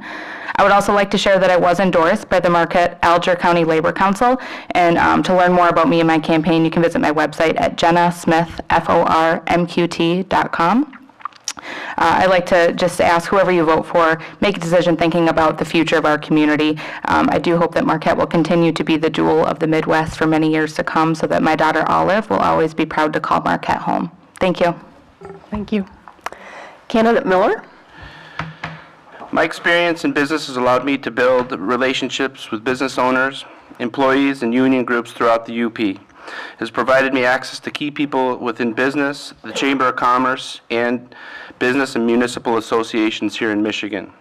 I'll share these relationships to help cultivate the resources to promote business growth in the community. I understand this is a nonpartisan position, and also the City Commissioner should represent the people of the community. I promote 3 core values: revitalize, refocus, and preserve. Let's revitalize a culture of teamwork between city officials and the community. We should also continue to revitalize the city's roads and infrastructure. Let's refocus our natural resources and our city's budget to promote stable, sustainable growth. We have to continue to preserve the safety of our neighborhoods and our children by strongly supporting our police, teachers, medical professionals, including our first responders and nurses. These professionals are vital in the fight against the community's overall substance abuse issues. According to the National Institute on Drug Abuse, every 25 minutes a baby is born suffering from opioid withdrawal. We also have to support our schools to decrease bullying and school violence. Last, let's do all this while preserving our parks, cities, history, and Marquette's culture. Once again, thank you for allowing me to participate in such an important community event. And thank you to all the folks running on the commission. I mean, I realize this is my first time ever in any type of political situation, and I realize how much you folks put into this. Thank you. Thank you. Candidate Andres? I'd first like to thank everybody that attended, the League of Women Voters for putting this on, all the candidates for being able to participate in this debate. I think due to my situation, I would bring a unique perspective as well as my board experience on multiple boards and committees. For a list of all my boards and committees within the city and within the state, you can visit my website at aaronandrews.com. I hope to be a listening voice for those individuals that wish to speak up and use the influences that people give me to provide the nature and culture that the citizens of Marquette want and deserve within the city. And I thank you very much for listening, and I hope for your vote on August 7th. So thank you very much. I appreciate it. And by all means, just get out and vote. Thank you. Candidate Lutenberger? Well, thank you again. I don't mind sounding like a broken record, but thank you all for coming out. Even though I'm on this side of the microphone, it is nice to hear everybody's perspective. I will admit, I've been looking forward to tonight for a lot of other reasons. I wish we heard more from you, and literally wish we had another hour or two to sit here and discuss anything and everything. Almost open it up afterwards. But at the same time, I'm getting hungry. I have some work to do at home, and there's a certain responsibilities that have to happen. So in that note, I want to say thank you for everything, because this is how America goes forward. This is what we do. We might do it individually up here on a basis every other week, but really every day you guys go out. We go out as citizens and we make our city better. It could be as simple as cleaning up the trash. It could be as simple as calling up the city commissioner and saying, hey, can we have more trash bins down at the beach for the summertime? These are the inputs that I want to reflect. I don't necessarily want to be the one huge sounding board that everybody says, oh, that's Matt's idea. I would like to say, though, that I will give you credit as much as you want credit. We just had a certain discussion about a tombolo to help preserve the beachfront down at Picnic Rocks, and I'm all for preserving the beachfront down at Picnic Rocks. A random suggestion that was made, and he doesn't want to be, called out, but he said, I've got a couple Studebakers and a couple Subarus and a couple Model Ts that we can use as a diving platform and use it as an artificial reef. And that would operate as the exact same setup as a straight break wall. These are options that I think need to be presented at the time the discussions are being made, and I wish to present them for you. Thank you. Thank you. Candidate Plord? Thank you. And I also want to thank the League of Women Voters. This is a great forum. And thank you all for being here.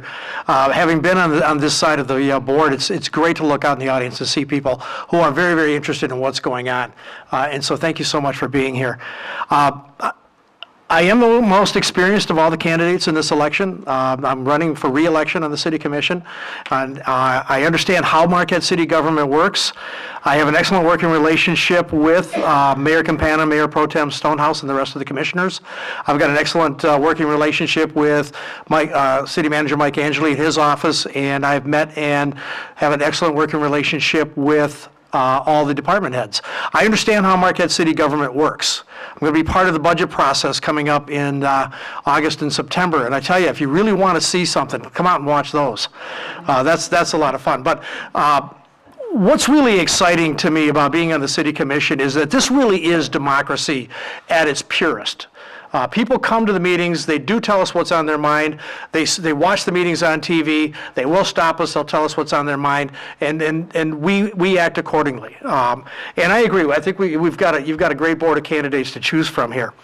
But for my part, I'm already briefed and up to speed on all the issues that people have talked about already. There are several issues that people don't even know are coming, but that I do.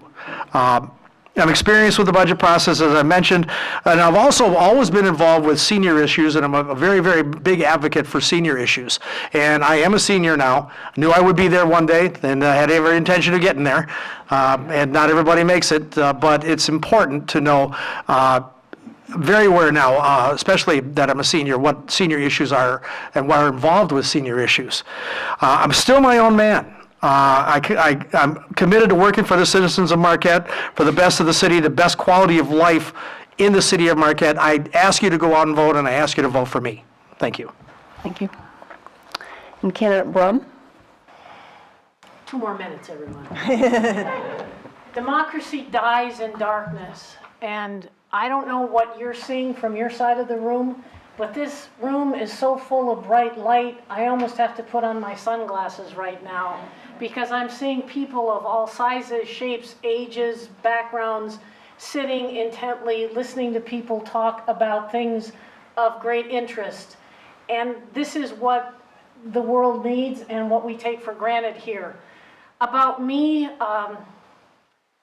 values are everything to people, and one of the things I value is the privilege of growing up in Marquette and being tested by the lake, as we all are. When I was a kid, you had to duck in Lake Superior, which means you had to go all the way under the water. You couldn't just walk along the shore. We used to swim in Lake Superior and freeze.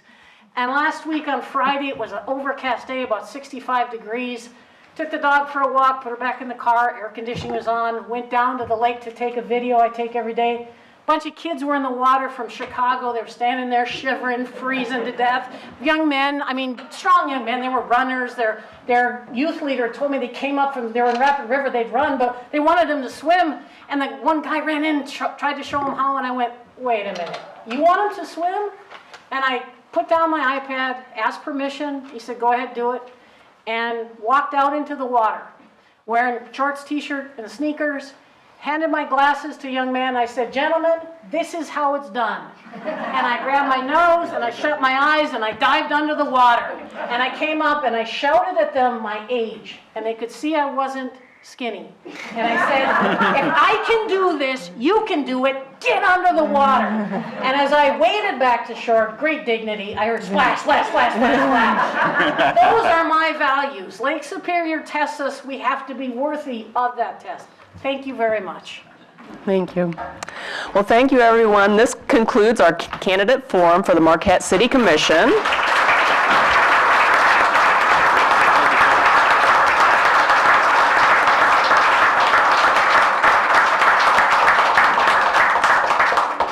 The League of Women Voters of Delta County, Marquette County Unit would like to thank the candidates and the audience for your participation, and also the City of Marquette for use of this site. Before ending tonight, we, the League of Women Voters, would like to remind the audience that if you found this forum informative and you believe that voter participation is not a spectator sport, we urge you to join us. We're always open to new members. There are membership forms available on the tables in the hallway. And for further information on the upcoming election, you can go to our online voter guide at vote411.org, and you can find out what the candidates answer to other questions and what the issues are. And remember, get out and vote on August 7th. Your vote is important. So thank you very much.